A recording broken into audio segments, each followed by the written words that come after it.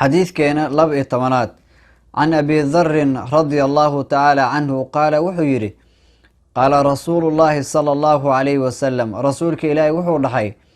تبسمك دول عدين تاذا في وجه أخيك ولالك ذا وجهي سأت كل دول عديسو لك أدق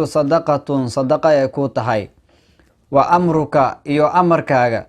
وبالمعروف وناقاد أمرتد إيو ونهيك ريبد هذا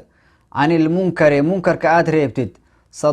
صدقة يكون تحي إيو إرشادك هنونين تاذا الرجل ننك آت هنونسد في أرض الضلال دول بعد دحديد أسوغا كسوغان يعني قف بالونسان ودول بو جوغا أما ميل أيو جوغا ميش أيو كالا غران واي markaas aad hanuunisay aad u sheegtay meesha uu socdo iyo meesha uu rabo ayaad tusisay markaas aad u sheegtay marka taas ayaa laga wadaa wa irshaaduka iyo hanuunintaada arrajula ninka aad hanuunisid fi ardi dalaali dhul baadi asagoo ku sugan laka adigu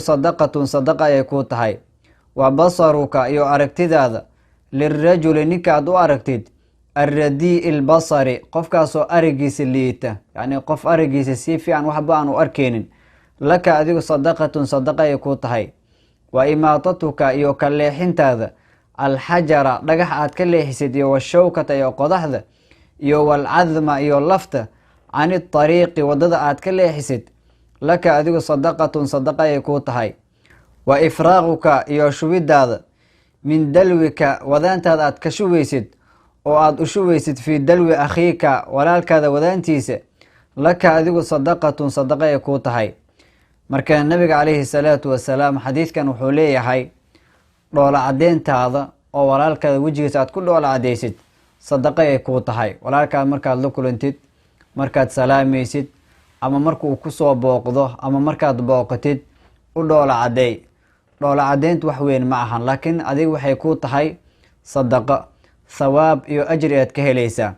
سدوك الوحيد النبي عليه الصلاة والسلام وأمرك بالمعروف ونهيك عن المنكر صدقة يو أمرك عد أمري سد وناقة يو خير كدتك عد أمري سد يو حمانت عد كريبيس يو حيالها منكر كا أديو صدقة يكو تحيوي يو هنونين تاذا قفات هنونين يسو يعني قف بوحو جوغا رول أيو جوغا أما ميل أيو جوغا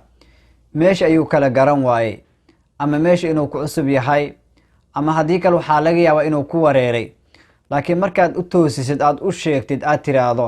war xaafada dhankan ay ka jirtaa ama jidka dhankan oo ka jira ama meesha aad doonayso dhankan ay ka jirtaa markaad tiraado aad u sheegtid adiga sadaqa ayaa lagu qorayaa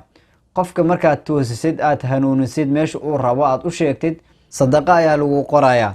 sidoo kale wuxuu nabiga kaleeyhi salaatu wasalaam aragtidaada aad u arkaysid qof aragiisa liita qof ba si fiican aan wax u arki karin wax buu rabaa inuu arko laakiin aragiisu wuu liitaa ama indhaha xanuunayo ama si kale aragiisu u liito markaad u aragtid aad u sheegtid wixii aad si fiican ugu sheegtid aad u aragtid adiga waxa lagu qoraa sadaqa ayaa lagu qorayaa sidoo kale wuxuu nabiga sallallahu alayhi wasallam waxyaalaha dadka dhibaayo ama geed ha ahaado ama dhagax ha ahaado ama qodax ha ahaato ama laf ha ahaato wadada markaad ka leexisid aad ka iishid waxaa lagu qorayaa sadaqa ayadana sidoo kale shubadaada aad shubeysid biyaha yani waxaa laga yaabaa inaad ceel joogtid ama meel laga dhaansanayo wadaanta inaad biyo ku soo qaadid oo walaalkaad aad u shubtid biyaha aad siisid waxaa lagu qorayaa sadaqo intaas dhan waxaa lagu qorayaa sadaqa weey marka waa fadl iyo ajir aad u qiimo badan weey la doonay qofka inuu ka faa'iideysto maalinkii waxaa laga yaabaa intaas oo jeer inaad sameyn kartid walaalkaad u dhoola cadeey wanaaga amar xumaanta reeb sidoo kale qof lunsan hanuuni wax u sheeg yani qof aan wax arki karin da ah oo aragii liita wax uu arag u wanaaji oo saaciday sidoo kale waxyaalaha dadka dhibay markaad wadada marayso ka leexi intaas dhan waxaa lagu qorayaa sadaqa ayaa lagu qorayaa